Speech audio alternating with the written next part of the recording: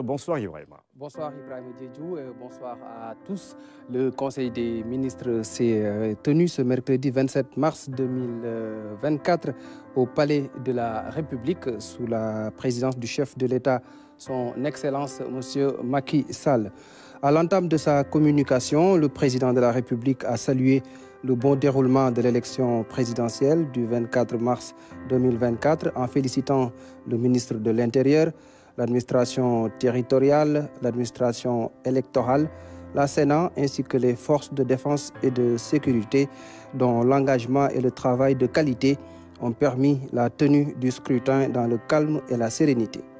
Le chef de l'État s'est aussi félicité de la forte mobilisation des électeurs sur l'étendue du territoire national et à l'étranger,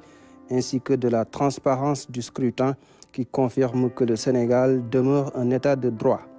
Le président de la République est aussi revenu sur l'audience qu'il a accordée aux missions d'observateurs au nombre de 2462 et qui ont porté une appréciation positive sur l'organisation du scrutin, confirmant ainsi la maturité et l'ancrage républicain de la démocratie sénégalaise qui va connaître depuis 2000 en 24 ans 3 alternances au pouvoir qui se sont déroulées dans la paix et la stabilité. Le chef de l'État a également réitéré ses félicitations au candidat Bassirou Diomaye Diakhar Faye, élu au premier tour président de la République du Sénégal, le 5e du Sénégal indépendant. En vue de l'installation dans les meilleures conditions du nouveau président de la République élu, le chef de l'État a demandé au gouvernement, au ministre secrétaire général de la présidence de la République et au ministre secrétaire général du gouvernement de faire prendre toutes les dispositions requises pour assurer notamment la préparation des dossiers de passation de pouvoir. Poursuivant sa communication sur la fin de mission du gouvernement et sa satisfaction du travail accompli avec la mise en œuvre du plan Sénégal émergent, le chef de l'État a saisi l'occasion de ce dernier Conseil des ministres de son magistère pour remercier le peuple sénégalais qui lui a fait confiance durant 12 années à la plus haute fonction de la République. Le président de la République a en outre remercié et félicité les pays amis, les partenaires techniques et financiers,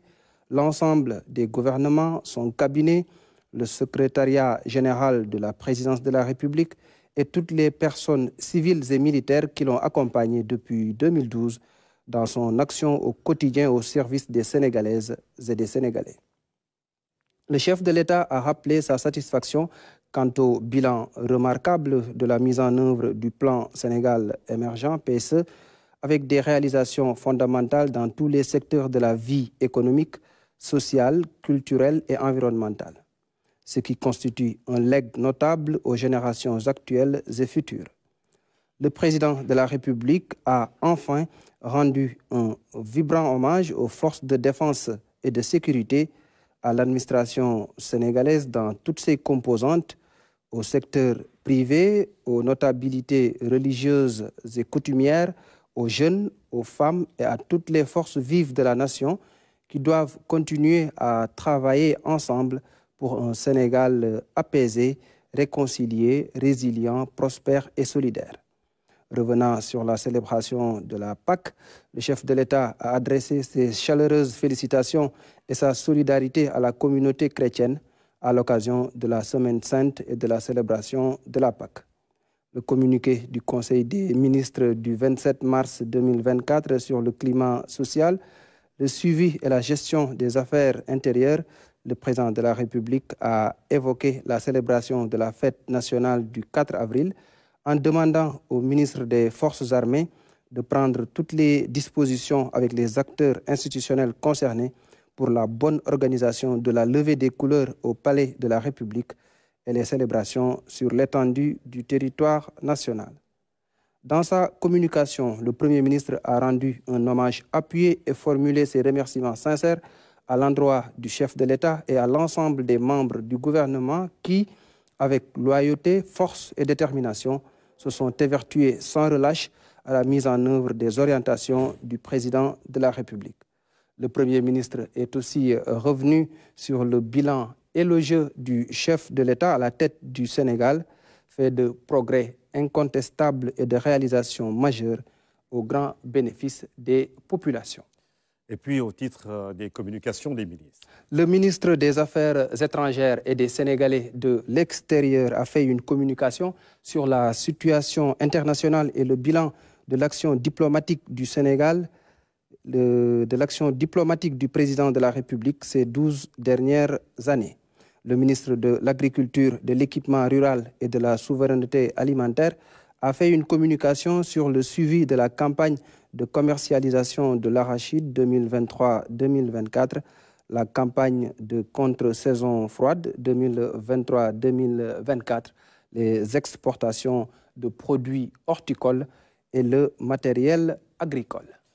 Et puis le Conseil a examiné et adopté des textes législatifs et réglementaires. Le Conseil a examiné et adopté le projet de décret fixant les règles d'organisation et de fonctionnement de l'Office des forages ruraux, OFOR, le projet de décret portant composition et fonctionnement du Conseil consultatif des arts, des lettres et de la culture,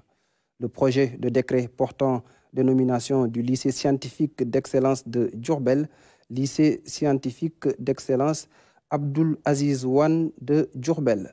le projet de décret portant dénomination du lycée d'intégration nationale pour l'équité et la qualité de Sédhiou, lycée d'intégration nationale pour l'équité et la qualité Mokhtar Kébé de Sédhiou,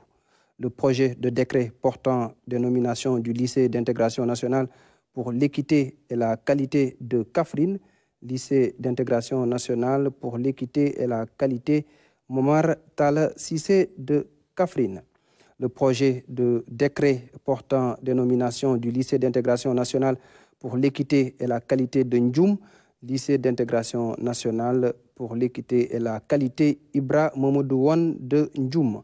le projet de décret portant dénomination du lycée de Koki, lycée Sakoki Ndiaye de Koki, le projet de décret portant dénomination du lycée d'enseignement général de Kolda,